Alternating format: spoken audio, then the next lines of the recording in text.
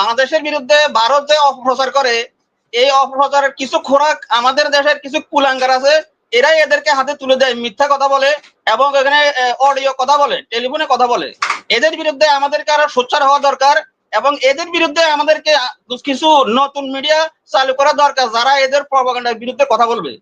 যদি বাংলাদেশের ক্ষেত্রে তাদের চিকিৎসা বা হোটেলের যদি বাংলাদেশের সেবা দিতে অজ্ঞা জানায়, তাহলে আপনার কাছে আমার জানার ইচ্ছা, তাহলে যে বাংলাদেশের ভিতরে 26 লক্ষ ভারতীয় চাকরি করে, এখন কি আমাদের উচিত না তাদেরকে বাংলাদেশ থেকে বের করে দেওয়া? একটা আলোচনা করছেন, একটা কথা বলছেন যে ভারত একটা প্লেনে আগোচ্ছে সামনে 7-8 বছরের ভিতরে এটা দখল করে নেবে। আমি এটার সাথে একমত নই, কারণ একটা দেশ 7-8-10 বছর করে প্লেন করে দখল করে নেবে, এটা হতে পারে না। এটা বাংলাদেশের জনগণ বা আমরা মেনে নেব না, এটা আমি একমত নাই বক্তব্যের সাথে। এখন আমার যে বক্তব্যটা হচ্ছে এনামূলক মনির ভাই, যে আমাদের নিয়ে, বাংলাদেশকে নিয়ে, হিন্দুদেরকে নিয়ে যে আমরা একটা অপপ্রচার চালাচ্ছে ইন্ডিয়া মিডিয়াগুলো, যেমন রিপাবলিক বাংলা সহ অন্যান্য মিডিয়াগুলো, এই মিডিয়াগুলোর মাধ্যমে আমরা আইনি কোনো ব্যবস্থা আমরা নিতে পারি কিনা, আমি এখানে প্রশ্ন যা আছেন কাজী মনির আছেন, আইনি কোনো ব্যবস্থা নিতে পারি কিনা তাদের বিরুদ্ধে। ঠিক আছে, যদি আইনি কোনো ব্যবস্থা থাকে, তাদের সরকারি ভাবে একটা প্রতিবাদ জানানো, বা ইন্ডিয়ার সরকারকে একটা প্রতিবাদ জানানো, বা হাই কমিশন তাদের একটা প্রতিবাদ জানানো।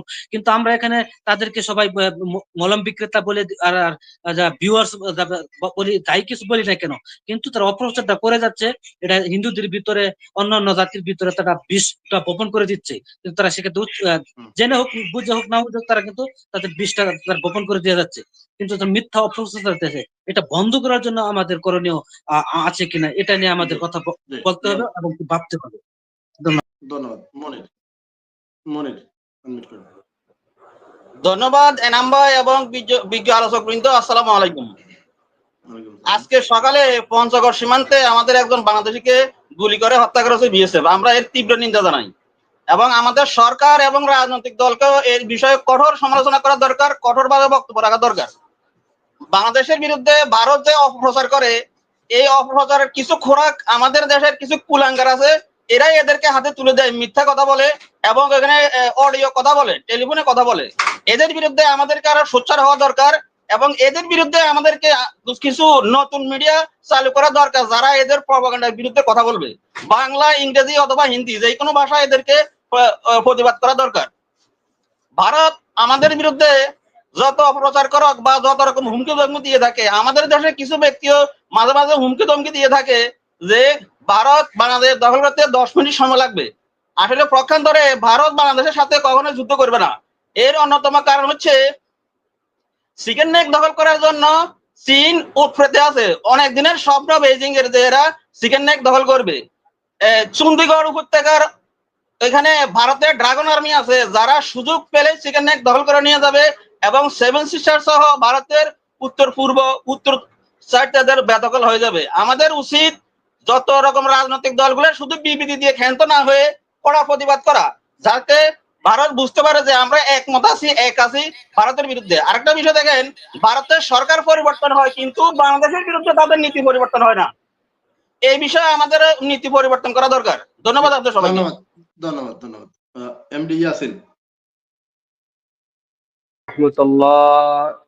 সম্মানিত পরিচালক এনামুল হক মনির ভাই, আমাকে সুযোগ দিয়েছেন এর জন্য আন্তরিক প্রাণ ঢালা অভিনন্দন, শুভেচ্ছা।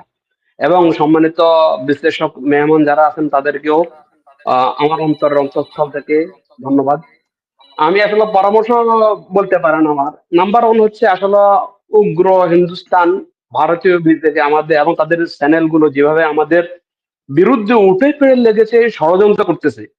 আমার পরামর্শ হচ্ছে আপনার, আশা করি ইনশাল্লাহ আপনার এই চ্যানেল থেকে বর্তমান সরকার দৃষ্টি দেখবেন, তারা আন্তর্জাতিক মহলকে ভালো করে অবগত করা, ভালোভাবে জানানো আন্তর্জাতিক মহলকে। দ্বিতীয়, বাংলাদেশের স্বাধীনতা সার্বভৌমত্বকে রক্ষা করতে হলে ভারতের সকল ষড়যন্ত্র চোখ রাঙানি উপেক্ষা করে আমাদের লালমনিরহাটে যে আমাদের বিমান ঘাঁটিটি, এটি অবশ্যই চালু করতে হবে। তাহলে একমাত্র এই উগ্রবাদীরা ভয় পাবে বাংলাদেশকে, আমি মনে করি। আর লাস্ট কথাটা পরামর্শ হচ্ছে যে আমাদের যে জাতীয় দলের নেতৃবৃন্দরা আছেন, অন্তত কমপক্ষে আমাদের এই সংস্কারগুলো শেষ করার জন্য এ সরকার অন্তত 2টা বছর সময় দেন ভাই। আমাদের বিএনপি নেতৃবৃন্দরাও আছেন এখানে, প্লিজ অন্তত 2টা বছর সময় দেন না ভাই, তাহলে ইনশাল্লাহ আমরা তাহলে ভালো একটা নির্বাচন আশা করতে পারি। যেন আমরা এক সরকার পরিবর্তন হলো, কিছু লোক মারা গেল, আবার আরেক সরকার এলো, আবার কিছু লোক মারা গেল, এটা তো হতে পারে না। এর জন্য ভালো করে সংস্কার করে জাতীয়ভাবে ভালো করে একটি নির্বাচনের জন্য সংস্কার অত্যন্ত প্রয়োজন। আর এর জন্য অবশ্যই কমপক্ষে 2টা বছর এই সরকারের সময় দেন। জাযাকাল্লাহ খাইর, অসংখ্য ধন্যবাদ আপনাদেরকে। জি, ধন্যবাদ ধন্যবাদ। ইয়াকুব খান। বিসমিল্লাহির রহমানির রহিম। জি, অসংখ্য ধন্যবাদ এনামুল ভাই, ধন্যবাদ সকল অতিথিবৃন্দকে। আমি একটা প্রশ্ন করব কাজী মনিরুজ্জামান স্যারের কাছে। আমার প্রশ্নটা হলো, ভারতের যে বিষয়টা নিয়ে কথা বলেন, ভারত যদি বাংলাদেশের ক্ষেত্রে তাদের চিকিৎসা বা হোটেলের যদি বাংলাদেশের সেবা দিতে অজ্ঞা জানায়, তাহলে আপনার কাছে আমার জানার ইচ্ছা, তাহলে যে বাংলাদেশের ভিতরে 26 লক্ষ ভারতীয় চাকরি করে, এখন কি আমাদের উচিত না তাদেরকে বাংলাদেশ থেকে বের করে দেওয়া? এটা আমার একটা প্রশ্ন আপনার কাছে।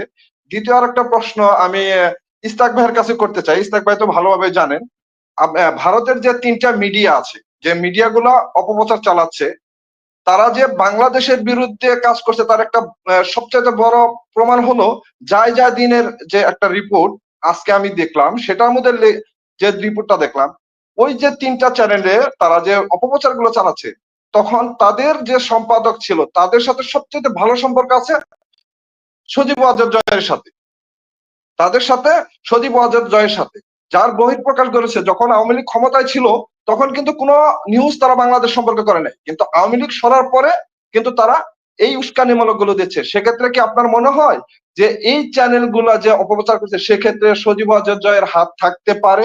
এই প্রশ্নটা উত্তর দিয়ে যাবেন ইস্তাক ভাই। জি, ধন্যবাদ সবাই। জি, ধন্যবাদ ধন্যবাদ। এমডি খান মহিউদ্দিন বলেন। জি, আসসালামু আলাইকুম এনামুল হক মনির সঞ্চালক ভাই এবং উপস্থিত এখানে যারা বিজ্ঞ আলোচক বৃন্দ আছেন সকলকে সহ এই মুহূর্তে যারা লাইভটা দেখছেন এবং ভবিষ্যতে দেখবেন তাদের সকলকে আমার সালাম, আসসালামু আলাইকুম। আমার আসলে আমি একটা দুঃখ নিয়ে কথা বলতে চাচ্ছি। আমার এখানে আমার আমাকে খুব পীড়া দিচ্ছে। আমি আসলে অনলাইন প্ল্যাটফর্মে কথা বলতে পারি না, তবু আমি চিন্তা করতেছি আমাদের এটা যেহেতু মিডিয়া গভর্নমেন্ট পর্যন্ত পৌঁছবে, সকলে বিষয়টা দেখতেছে, যদি পৌঁছায় আমার এই দুঃখটা আমি শেয়ার করতে চাই আমার এখানে।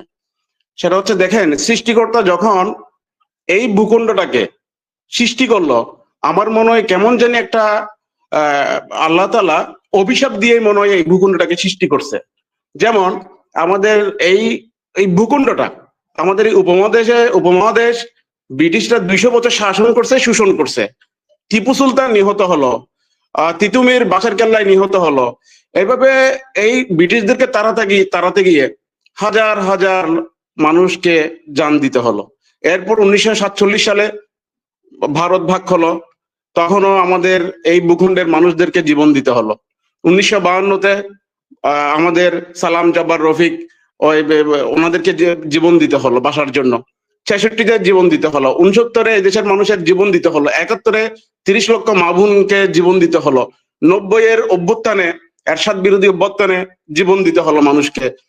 তারপরে হচ্ছে 2014-তে মানুষকে জীবন দিতে হলো, 2018-তে জীবন দিতে হলো। সর্বশেষ 2014-তে এসে 2000 মানুষের রক্ত এবং 50,000-এরও অধিক মানুষের যে আহতর ইয়া নিয়ে দেশ থেকে স্বৈরাচার থেকে মুক্ত করতে হলো। আমার দুঃখটা হচ্ছে, দেখেন, জালেমকে আল্লাহ তাআলা শাস্তি দিবে, যারা মজলুম তারা যদি ধৈর্য অবলম্বন করে আল্লাহ তাআলা তাদেরকে পুরস্কৃত করবে। বাংলাদেশের মতো একটা তৃতীয় বিশ্বের একটা দরিদ্র রাষ্ট্রে ডক্টর মোহাম্মদ ইউনূস ছিল নোবেল লরিয়েট, যেটাকে বৈশ্বিক নাগরিক বলা হয় যাহাকে। আপনি প্রশ্নটা বলেন ভাই, একটু প্রশ্নটা বলেন। প্রশ্নটা আমি করে দিচ্ছি, প্লিজ, আমার কষ্ট এটা আমি বলতেছি, প্রশ্নটা আমি করতেছি। দেখেন, সংক্ষিপ্তভাবে বলে ফেলেন, এত দীর্ঘ সময় আসলে আমি আপনাকে দিতে পারবো না। ডক্টর ইউনূসকে স্বীকৃতি দেয়নি দেশের সরকার।